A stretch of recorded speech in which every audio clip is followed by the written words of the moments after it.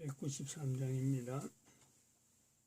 우리들의 싸울 것은 혈기 아니요 우리들의 싸울 것은 육체 아니요 마귀 관계 힘써 싸워 깨쳐버리고 죽을 영은 살릴 것이세. 일심으로서 힘써 나가세. 일심으로서 힘써 싸우세. 교황제도 붕괴하는 인류 전쟁에 성전고를 울리기까지. 하나님 말씀 여호수아서 1장입니다. 여호수아서 1장 1절에서 끝절까지 말씀 교독합니다. 1절 말씀 제가 먼저 받들어 봉독드립니다. 여호와의 종 모세가 죽은 후에 여호와께서 모세 시종 눈의 아들 여호수아에게 일러 가라사대.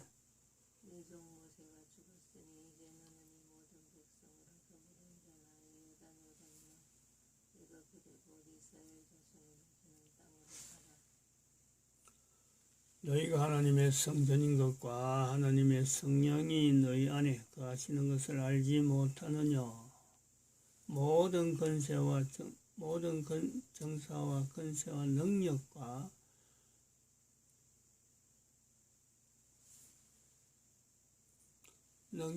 이 세상과 오는 세상 일컫는 모든 이름 위에 뛰어나게 하시고 또 만물을 그 발 아래 복종하게 하시고 그를 만물 위에 교회의 머리로 주셨느니라.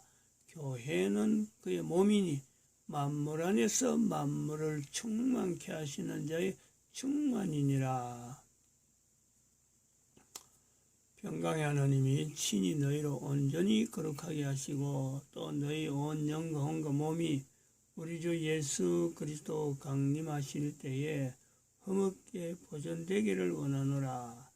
너희를 부르시는 이는 미쁘시니 그가 또한 이루시리라. 진정에 두루다니며 백성에게 명하여 이르기를 양식을 예비하라. 3일 안에 너희가 요단을 건너 너희 하나님 여호와께서 너희에게 주사 얻게 하시는 땅을 얻기 위하여 들어갈 것임이니라 하라. 항상 우리를 그리스도 안에서 이기게 하시고 우리로 말미암아 각처에서 그리스도를 아는 냄새를 나타내시는 하나님께 감사하노라. 2021년 1월 20일 2020년 1월 20일 아마 인류는 앞으로 두고두고 이 날을 기억하라 아니면은 상기시키는 그런 날이 분명합니다. 2020년 8월 23일 2020년 8월 23일 교황제도 붕괴 인류전쟁을 선포한 교황제도 붕괴 인류전쟁을 선포한 날이 2020년 8월 23일입니다. 주일이죠, 주일.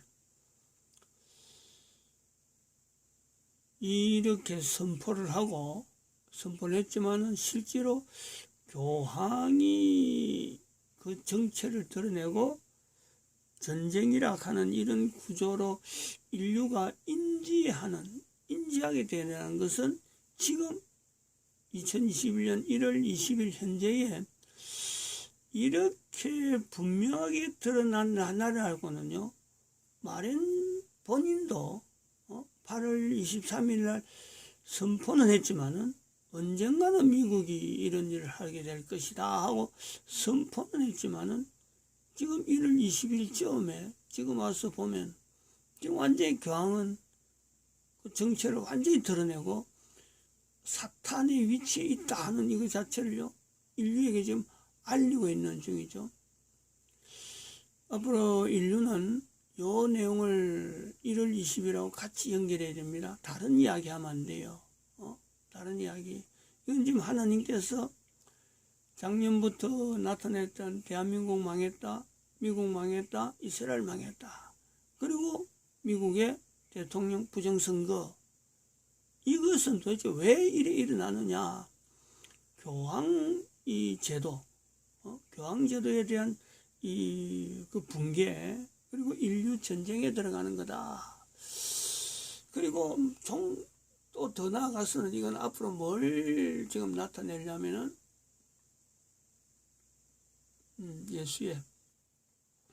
예수의 우리가 그 뒤에 11월 22일 날 예수의 계명을 강구하고 앞으로 이 사탄이라 부르기를 하자. 그래서 하나님께 강구 중에 있는 겁니다. 이 강구가 지금 응답된다는 겁니다. 앞으로 교황제도 붕괴되면은 사탄이 직접적으로 나타납니다. 사탄이. 그러한 것이 얼마나 흉악하겠느냐 하는 내용에서 지금까지 동영상을 계속해서 보여주는 거예요.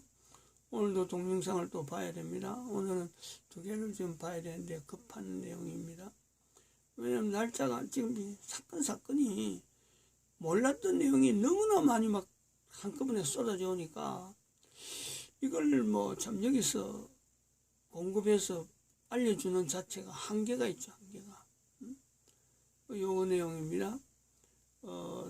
박상우 문명교에 나오는데 트럼프 전시 대통령 쿠바 미사일 위기 대자비, 텍사스 방송 요 내용입니다. 한번 봐보시죠. 시간이 없어요. 안녕하십니까, 박상우입니다. 미 공군의 B-1B 전략 폭격기 2대가 중공의 방공식별 구역을 돌파했습니다. 17일 괌 앤더슨 기지에서 출격한 B-1B 폭격기 2대는 타이완 북동부 상공을 거쳐 곧바로 중공 방공식별 구역으로 진입했습니다. KC-135 공중급유기까지 동반했습니다. 미국 내 정치 상황이 혼돈으로 시다르면서 중공의 무력 침공 가능성에 쐐기를 박는 차원입니다. 중공은 지난 2달 동안 전투기로 타이완 해협의 긴장을 극도로 높여왔습니다. 핵무기를 탑재해 죽음의 백조라 불리는 B-1B 전략 폭격기로 방공식별 구역을 통과시킨 것은 선전폭고에 버금가는 군사 행동입니다. 권력이 교체될지는 모르지만 미국 내 정치 상황을 틈탄 도발은 바로 전쟁으로 이어진다는 강력한 경고입니다. 트럼프 행정부는 이에 앞서 NSC의 인도태평양 전략 비밀문서를 공개했습니다. 관례대로라면 30년 이후에나 공개되는 문서입니다. 이 문서에 따르면 미국의 전략 목표는 일본, 타이완, 호주, 인도 등 동맹국들과 함께 제1도련에서의 제공권과 제해권을 장악하려는 중공을 저지하는 겁니다. 그리고 결정적으로 군사적으로 수호할 목표에 타이완을 포함시키고 있습니다. 이는 타이완에 대해 중공의 무력 압박에 절대 흔들리지 말라는 신호입니다. 자국을 사수하려는 의지를 가진 동맹국을 끝까지 보호하겠다는 트럼프의 의지가 반영되어 있습니다. 이 문서는 제1도련뿐 아니라 그 이외의 지역에서도 지배적인 지위를 확보한다는 목표도 명시했습니다. 중공은 이란과 함께 미국의 제1주적입니다. 레드클리프의 D&I 보고서 역시 중국이 미 대선에 명백히 개입했음을 명시하고 있습니다. 미국에 대한 중공의 도발은 보이지 않는 전쟁 상황입니다. 대선 개입 수준을 넘어 중공은 미국의 내전 가능성까지 염두에 두고 미 국내에 이미 군사기지까지 비밀리에 구축했다는 정황이 나오고 있습니다. 폼페오 국무장관은 트위터에서 미국 내에 이미 중공의 위협이 있다면서 냉전과는 다른 양상이라고 말했습니다. 중공이 25만 병력으로 국경지대를 압박하고 있다는 소문이 떠돌고 있습니다. 캐나다 국경에 7만 5천, 멕시코 국경에 17만 5천의 중공군이 미국을 호시탐탐 노리고 있다는 겁니다. 중공군이 캐나다에서 혹한기 훈련을 받아온 사실은 최근 뉴스에도 보도됐습니다. 보시는 화면은 2018년 캐나다 소트 스프링 아일랜드에서 중공군이 행군하는 장면입니다. 상식적으로 설마 그럴 리가 있을까 할 정도의 소식입니다. 물론 공식적으로 확인되고 있지는 않지만 트럼프 대통령이 텍사스의 국경 장벽을 시차는 것도 이를 염두에 둔 행보라고 해석하는 이들이 있습니다. 폼페오의 트위터에도 브래들리 보병 전투차 전투 요원들을 시찰하는 사진이 오른 바 있습니다. 중공에 대한 경고 포스팅을 쏟아내면서 올린 사진 가운데 한 장입니다.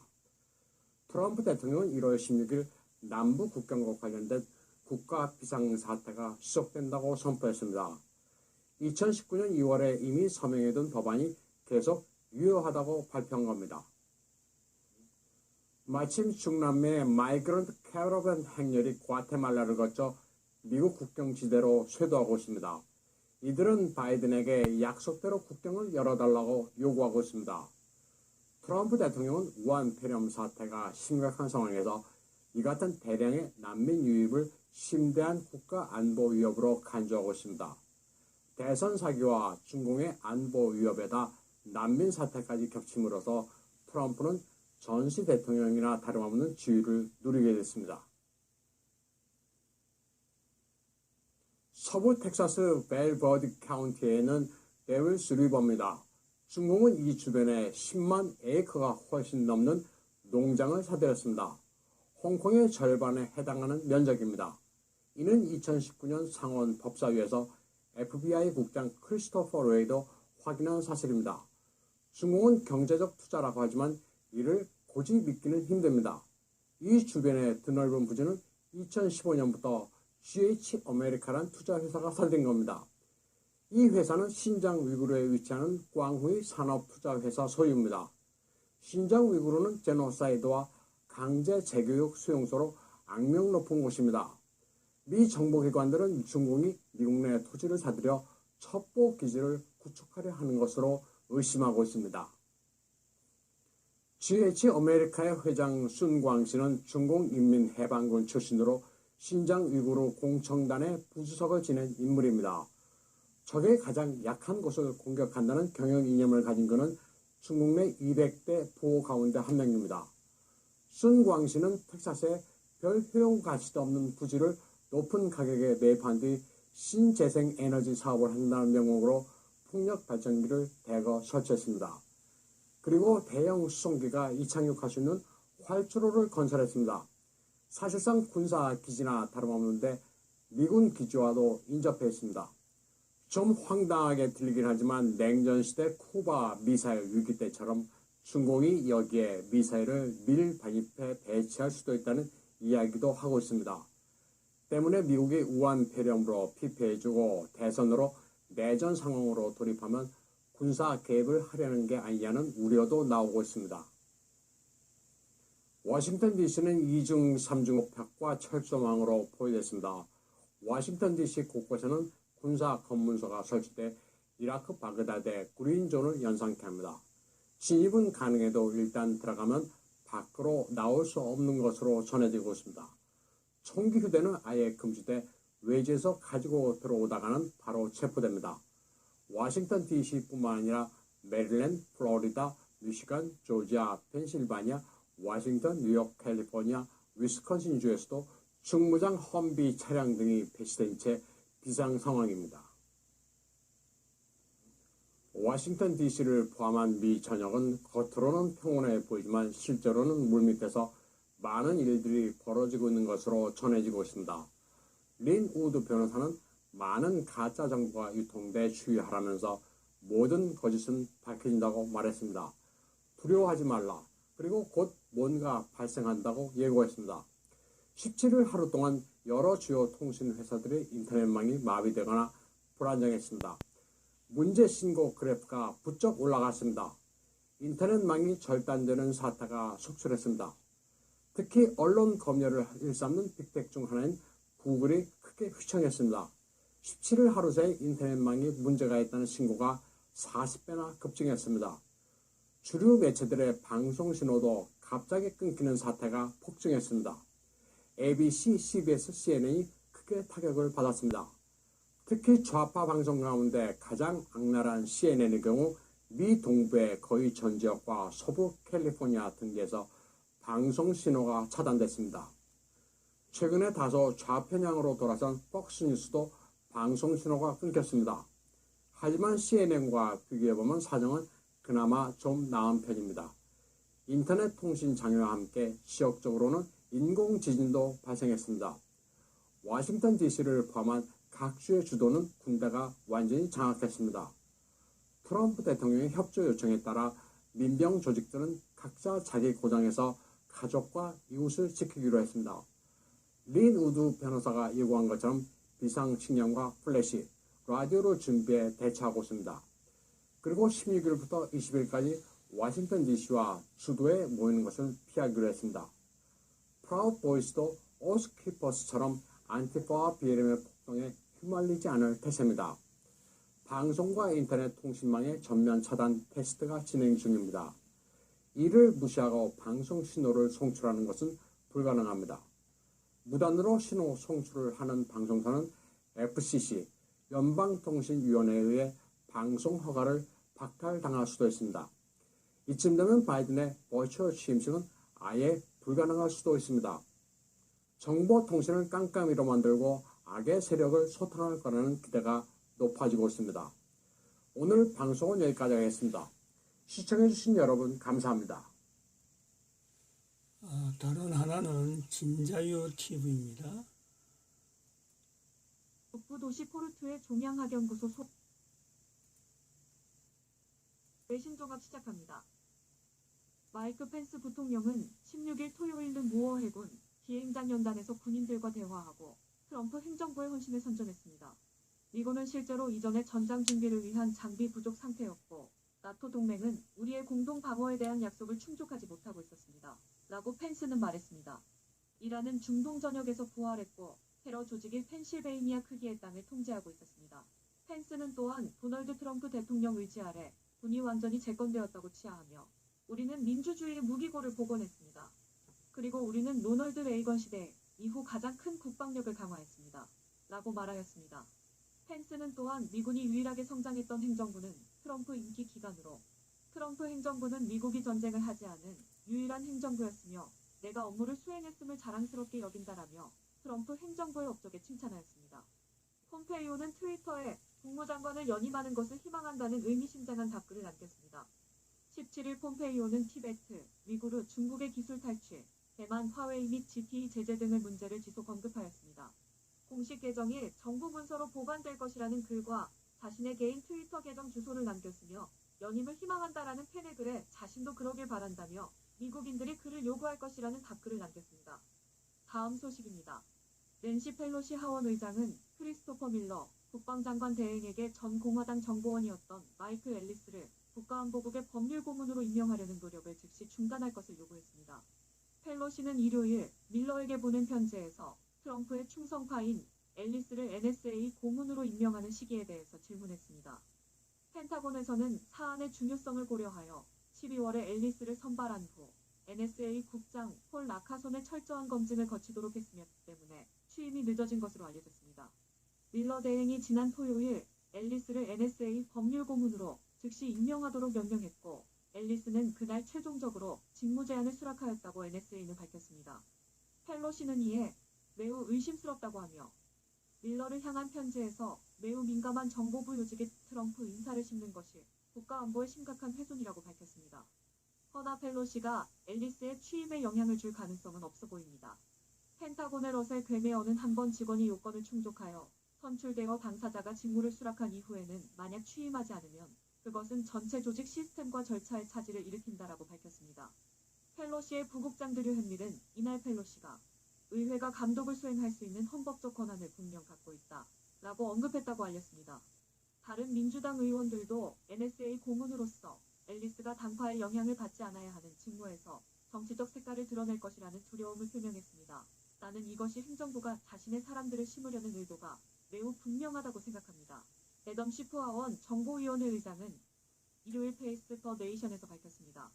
펠로시는 또한 이력이 별로 없는 로스쿨과 졸업생인 앨리스가 백악관의 간섭으로 인해 선택되었다고 주장하면서 채용 과정에 대한 자세한 점검을 감독관에게 요청했습니다. 또한 그녀는 앨리스가 트럼프 임기 중 2019년 6월 우크라이나에서의 정보 은폐에 연루되었다는 사실에 자격 부적격 사유로 들었습니다. 앨리스는 전에 국가안전보장위회에서 트럼프 아래 정보특별위원회의 법률고문으로 일하기도 하였습니다. 펠로시는 전 이번 인사등용이 정치적 입장과 무관하다는 당신의 얘기에 매우 우려합니다. 라고 밀러에게 전했습니다.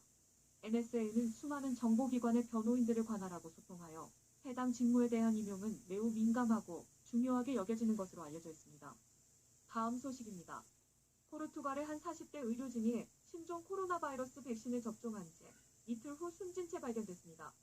현지 시각 4일 영국 일간 데일리 메일에 따르면 북부 도시 포르투의 종양학연구소 소아과에서 근무하는 40세 소녀 아세베도는 지난달 30일 화이자와 바이오엔테크가 공동 개발한 코로나19 백신을 접종받았습니다. 두 아이의 엄마인 아세베도는 접종 48시간 후 지난 1일 오전 11시쯤 숨진 채로 발견되었으며 아세베도는 백신 접종 후 별다른 이상 증상이 없었다고 그의 부모는 전했습니다. 그의 부모는 현지 언론에 아세베도가 평소 건강상의 문제가 없었다고 말했습니다. 아세베도는 접종 후 페이스북에 코로나19 백신 접종이라는 메시지와 함께 마스크를 착용한 사진을 올리기도 했으며 그는 사망하기 전날 밤 그의 부모와 함께 새해 맞이 식사를 한 뒤 외출하기도 했습니다. 당국은 정확한 원인을 가리기 위해 부검을 실시 중입니다. 노르웨이 보건당국이 미국 제약사 화이자가 개발한 신종 코로나 바이러스 백신을 맞은 4만 2천여 명 중 33명이 숨졌다고 발표했습니다. 지난 17일까지 보고된 29명보다 4명 늘어난 수치인데 대부분 고령자로 전원 화이자 백신을 접종받았습니다. 사망자들은 모두 백신을 맞은 지 얼마 지나지 않아 숨진 것으로 확인됐습니다. 노르웨이 보건당국은 33명의 사망자들은 모두 심각한 기저질환이 있는 고령자들로 접종 후 구토와 발열, 주사 부위 통증 같은 부작용을 겪었다며 4분의 3이 80세 이상이라고 설명했습니다.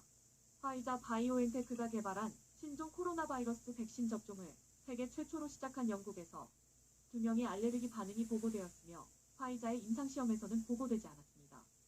미국 질병통제예방센터에서 발표한 백신 1차 접종자들의 부작용 사례를 살펴보면 189만여 명 가운데 4,393명에게서 부작용이 나타났습니다. 이 가운데 아나필락시스 사례는 21명이었으며 아나필락시스는 생명을 위협하는 전신성 과민 반응으로 단시간 내 여러 장기의 급격한 증상을 유발하고 증상이 심하면 사망에도 이를 수 있는 질환입니다. 아나필락시스가 나타난 21명을 봤더니 90%가 여성이었습니다. 증상이 나타나는 데까지 걸리는 시간은 최소 2분에서 최대 150분까지 다양했으며 증상이 15분 이내 발생한 경우가 전체의 71%였습니다.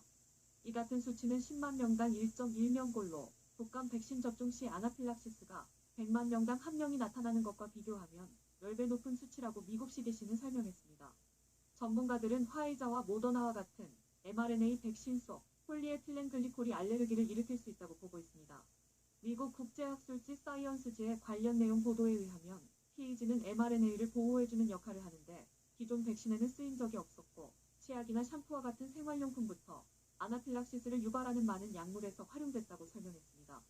다만 백신 속 피의지가 직접 부작용을 유발하는지는 아직 명확히 밝혀지지 않았다고 덧붙였습니다. 백신의 효과에 대한 검증이 없이 세계적으로 접종이 진행되는 상황 가운데 마이크로소프트, 오라클, 세일즈포스닷컴 등의 IT 업체들과 미국 비영리 조직인 메이오 클리닉 등의 의료기관이 손잡고 국가 간 이동이나 항공기 탑승 시에 사용하기 위한 디지털 코로나 백신 접종 여건 개발을 추진하고 있어 우려를 낳고 있습니다. 백신 인증 이니셔티브로 불리는 이 단체는 MS, 오라클, 세일즈포스닷컴 등의 기업 외에 록펠러 재단의 지원으로 제네바에 세워진 비영리 조직인 커먼스 프로젝트와 메이오 클리닉, 세이프헬스, 체인지 헬스케어 등이 참여하고 있습니다. 디지털 백신 여건은 스마트폰 앱상에서 세계 어디서나 신종 코로나 바이러스 백신 접종 이력을 확인할 수 있도록 만든 국제 디지털 인증서 역할을 할 전망입니다. 이상으로 진자유TV 외신종합 보도를 마치겠습니다. 세계적인 흐름들을 지금 유튜브를 통해서 우리가 이 자료를 봅니다. 내용이 1월 16일 날을 주변에서 있었던 사건이 거의 주류를 이루고 있는데 이제 오늘이 1월 20일이거든요. 미국의 절차상으로 보면은 뭐 투표하고 개표하고 그리고 미국의 상하원 합동회의까지 열리면서 지금 1월 20일 임명인 트럼프의 재선 대통령이 아니라 바이든, 트럼프 반대에 있는 바이든이 지금 현재 대통령으로 임명 취임하는 날이 오늘 1월 20일입니다. 그런 1월 20일에 취임이라고 하는 분위기하고는 전혀 다른 전쟁 상태, 전 백신과의 전쟁, 미국에 또 한편으로는 선거로 인해서 드러난 이 중국과의 전쟁 상황. 그러나 이 전쟁 못지않게 바로 교황이라고 하는 이 정체, 이탈리아에서 이미 체포된 거로 나타나 있죠. 전 세계 인류 또 세계사에서 인류사에서 참 있을 수 없는 내용이 바로 교황의 체포였거든요. 교황의 체포. 그리고 중공이 미국의 땅에 10만 에이커라고 하는 어마어마한 땅을 지금 사들여서 미국 내에 중공 기지를 지금 만들고 있는 그런 형편. 백신은 백신대로 이것이 검증되지 않은 그 백신을 지금 막 포시키면서 사람들이 죽는, 이 백신으로 해서 죽는 그 사례가 자꾸 나오고 있는. 앞으로 인류는 이 자료를 보고 어떤 이야기를 할지 모릅니다. 그러나 분명한 흐름은 그렇습니다. 하나님께서 교황제도를 이제는 더 이상 가면 안 된다 하고 결정한 것이고, 또 하면 그걸 보여주는 거고, 또 한편으로는 예수님이 오시기 때문에 교황제도가 끝나고 나서 예수님 오시는 그 사이에요, 사탄이 계시록의 성경에 기록된 대로 잠시 노임을 받는 시기란 말이에요. 사탄이 잠시 노임을 받는다.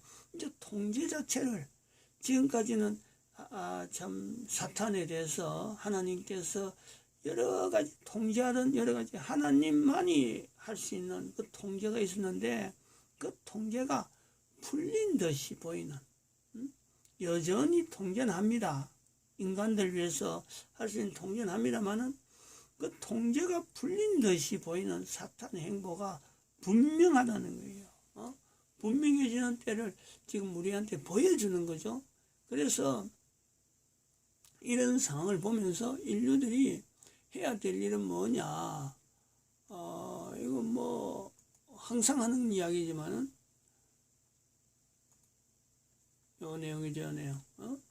이 자료 안에, 이 구조 안에 들어와야 되는, 이거는요, 이거는 뭐 예수님 오실까지 이 내용은 그대로 가는 겁니다. 그리고 여기에 나오는 내용에 인구 감소 지수 영역이 있다가는 이 부분을 아주 상기시켜야 됩니다. 지금은 70억이, 인구 전체 70억이 조금 넘어요. 근데 이 자료를 듣는 사람들의 그 입장에서 봐가지고 인구가 지금하고 얼마나 차이가 있느냐. 이것이 많아지면 많아질수록 예수님 오실 때하고 3008년 이내로 갈지 모르지만은 예수님 오실 때가 분명히 가깝다 하는 것이요, 인식될 정도로 인간들이 막 죽어갑니다. 백신 가지고 저렇게 검증도 안 된 백신이 저렇게 뿌려지고 있는 거죠. 그런 것이 앞으로 한두 개가 아닙니다. 저런 거 국가법으로 저런 거 안 맞으면은, 분명히 맞으면은 부작용이 있는 것을 알면서도 저거 안 맞으면은 법으로, 뭐 우리나라에서는 뭐 반역죄, 무슨 죄, 테러범으로 간주하겠다는 거, 테러범. 이런 날이에요, 이런. 지금 우리나라 벌써 지금 이런 거예요. 앞으로 이런 것이 예수라는 그 이름이 사탄으로 바뀌는 그 환경이 되면요, 이거는 뭐 참 불을 보듯 뻔하죠. 불을 보듯 뻔합니다. 마칩니다. 기도드립니다.